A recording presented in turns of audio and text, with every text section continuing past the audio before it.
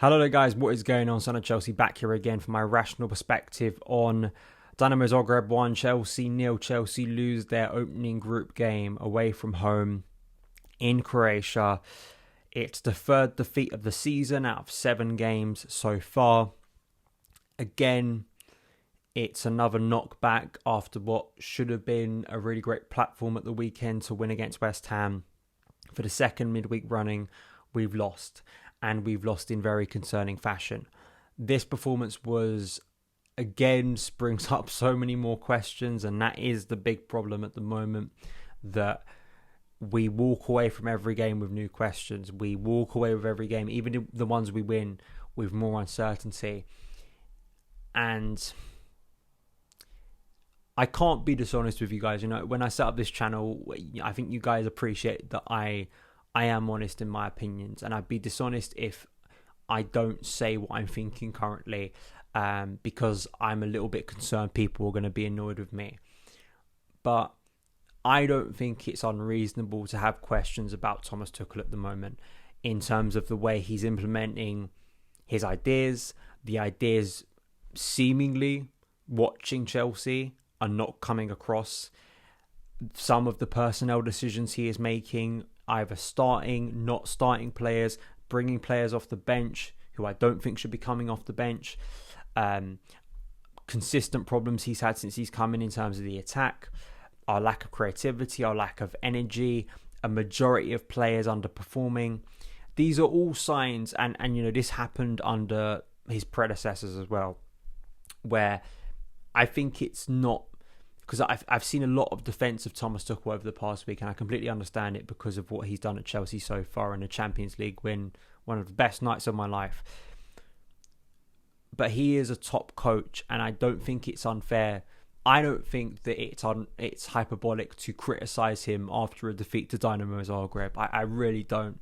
And I'm already seeing a temperature on social media that I just don't want to get involved with, because you ask for a little bit of progression and you're told that you're being hyperbolic, and Rome wasn't built in a day. And it's like, you could have the rebuild, we can have the transition, we can have stumbling, we can stumble at moments, and I'm completely accepting of that.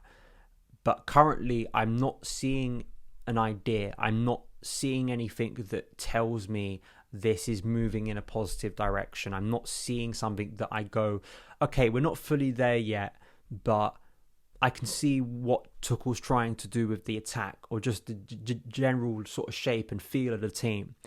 And maybe with more time, we'll get there. I think you are clutching at straws if you are looking at the team currently and their performances so far this season and thinking that there is some master plan and it is going in this direction and it's just some flaws and individual mistakes that are costing Chelsea. Those are true, as I always say on this channel, and I like to think that I'm getting to this point as the more I write and learn about football and question my own sort of views on it and challenge them. It's always easy to pin the blame on someone, and I'm not just pinning the blame on Tuchel. I think there were some woeful performances out there tonight. The decision making, the mentality, the quality, the lack of first touch at times, our inability consistently when we get any sort of setback in a game is really concerning. But there are consistent trends I've seen negatively over the past, I guess if you want to track it back to last season, 15, 16 games, that make me look towards the dugout a lot more than I was before. And I don't think I'm the only Chelsea fan having those concerns. And I don't think people should feel afraid of having those questions, because we rate Thomas Tuchel very highly and we want to see him succeed. And it's just not fun watching Chelsea at the moment. Let's get into the tactics. Let's get into the personnel that played tonight, and then we'll sort of break it down a little bit more. So the team, a 3-4-2-1. Not that surprising at the sort of shape of the team, but again, some kind of personnel surprises. Cesar Azpilicueta back in the team in the back three with Wesley Fofana and Koulibaly. Thiago Silva was at home. Kepa Arrizabalaga starting tonight for the first time this season instead of Edouard Mendy. Reece James, Mateo Kovacic, Mason Mount, Ben Chilwell, Raheem Sterling, Pierre-Emerick Aubameyang gets his first start for Chelsea after that signing on deadline day, and Kai Havertz. I was interested in the team because I think there were some interesting things that you could have looked at and gone, oh, where's Reece James going to play? Could he play in central midfield? But it became very obvious very quickly that we were just kind of playing in a normal shape and that Mount was playing a little bit deeper. And I actually think we started the game well. There are parallels to Southampton in that sense where like the first 10 to 15, 20 minutes, I actually think was quite encouraging. I thought Aubameyang for the first period before we went down 1-0 on the break, I think was looking quite sharp. He was getting into some good position. The rotations between the attacking three looked quite encouraging. It looked like Chelsea were actually tonight going to be able to open up space very easily. Aubameyang should have been a lot more selfish. He was offside for one of them, so the first chance where he lays it back to Sterling, whose shot gets blocked. Listen, he's offside for that. It was never going to be given. I think for the second one where he makes a really good run behind the Zagreb backline and he's through on goal, and again he looks for a cutback, I think he should take a shot on goal there. But I was encouraged by Aubameyang's movement in the first 20 minutes. I was encouraged that Kai Havertz looked a little bit freer. Raheem Sterling was getting into some good positions. Chelsea were quite clearly trying to overwhelm Zagreb with the wide players, obviously Ben Chilwell and Reece James. But again, we get hit on the counter as we were against Southampton, and the lack of midfield structure, which was always kind of a threat with Mason Mount and Mateo Kovacic being your double six. I think Joe Cole for BT did some good analysis at half-time where the positioning of Wesley Fofana and Kalidou Koulibaly, who did not have good evenings, their lack of focus, and one of the things that Tuchel needs from his centre-backs is they need to press up quickly. That's something that Fofana was doing regularly. That's something that Rudiger obviously did a lot when he was here. You need to counter-press. If you want to keep that pressure on and stop those transitions, that back three or that back two has to really get up to the ball quickly to maintain that pressure. And there were too many times in that first half where Chelsea would lose the ball and there would be a lack of intensity between that back three and the midfield, so there'd be this gap and this hesitation that led to Orsic's goal on the break. And I was a little bit disappointed with the way Kepa in that goal. I think he sold himself quite easily. I guess it's kind of with one-on-ones. I mean, you look at keepers like Edison who always come out, and it's always kind of that mind game thing. I think it was a good finish from Orsic, and a lot of Zagreb players tonight obviously played out of their skin defensively, and in that case offensively as well. But from there, the game just deteriorated from Chelsea, and it's not that surprising. You think about when we went 1-0 down to Leeds, a massive mistake from Edouard Mendy. Our whole game plan goes out the window. Southampton, a similar case, and we've seen it for the third time tonight in a different way because Chelsea had so much more of the ball, and it was always going to be about Chelsea trying to break down a low block, which we're not quite good at. And then you go into half-time, he makes a change. He brings off Cesar Azpilicueta for Hakim Ziyech, which was just a surprise to me, and Ziyech's performance... I think you look at questions of Tuchel because you're like, this is a guy who quite clearly, in my opinion, based on everything we kind of know, he could have been off in the summer, and his performances are not really showing a player who, to me, is fully linked in with what's going on at Chelsea, is the way I will put it. So I didn't understand that substitution. I didn't understand starting Cesar Azpilicueta. I know this is a small thing, but I personally don't. And that doesn't help the transition. I think that Trevor Chalobah should have been starting tonight. If you haven't got Thiago Silva, I think that Trevor Chalobah is the better defender at the moment, and would have offered us some more speed. Would he have offered us any more protection?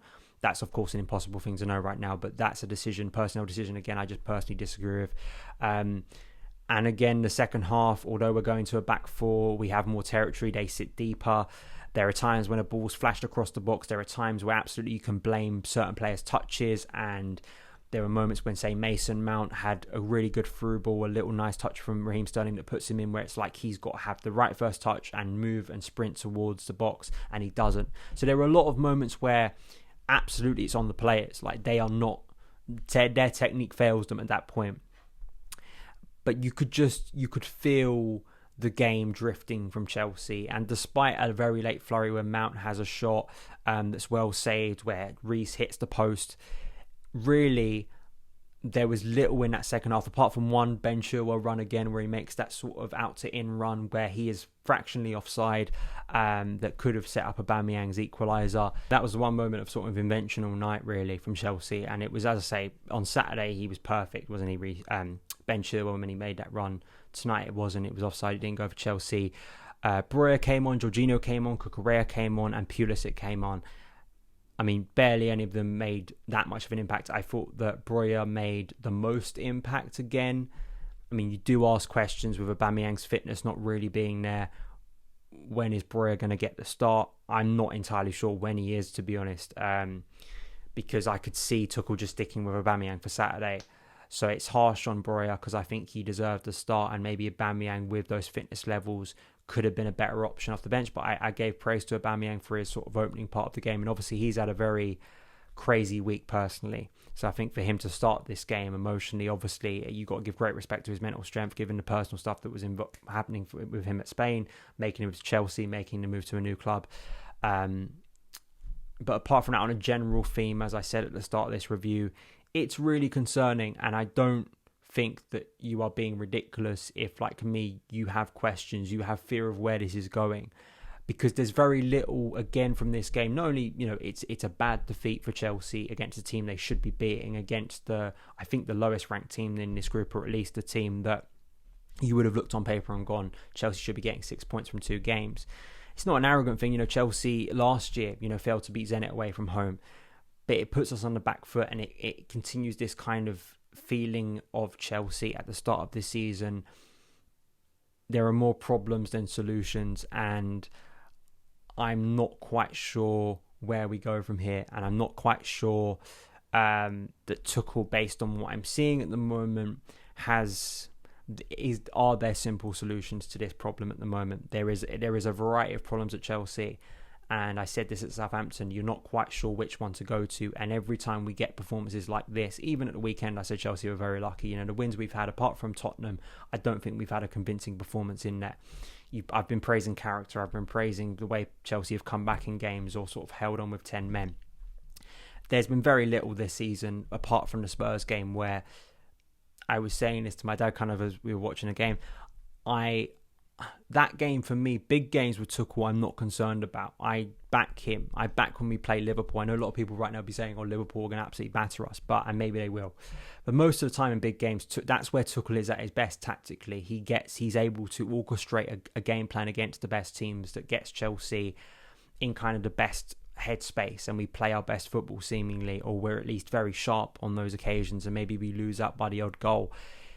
It's the general theme and the feeling of not progression. I'm not seeing progression, and I don't think many people can argue we're seeing progression. I know a lot of people will pin it on the shoulders of the players, but I personally lean more in a direction that I don't think it's as simple as that, and I don't think after the summer spend we've had and all of the struggles we've had in attack over the last, 12, 18 months, I just think that's a bit of a lazy explanation to turn around and go, the players just aren't that good, because I think there have been examples in football, in the Premier League, in European football, where coaches come in and they're able to get a lot more out of worse players. So I don't buy that argument, sadly. And I think that there are big questions to answer in the coming weeks, because it's just not fun. It's just not fun watching Chelsea at the moment. There's so many clubs I just enjoy watching a lot more, and it's just not fun when your own club are not giving you excitement. Or we've had moments of excitement, of course. The West Ham win was brilliant at the end, being inside that stadium, but it's not. There's not a lot of inspiration. There's nothing for me to cling on to at the moment. There's no pattern of play. There's no area of the team that I think that's really outperforming, and there's loads of growth there. Every game is bringing up more concerns to me, and that's just not good, and that needs to be rectified. So we will see for Fulham. Thank you guys for watching and dealing with my ramblings. Try and have a good night. Try and watch some of the other football. I think there's a lot of good games on tonight, actually, in the Champions League, and hopefully we can get back to winning ways on Saturday. Thank you guys for watching. Subscribe, hit that notification bell, like button, all that good stuff, and I'll see you again very soon. All the best.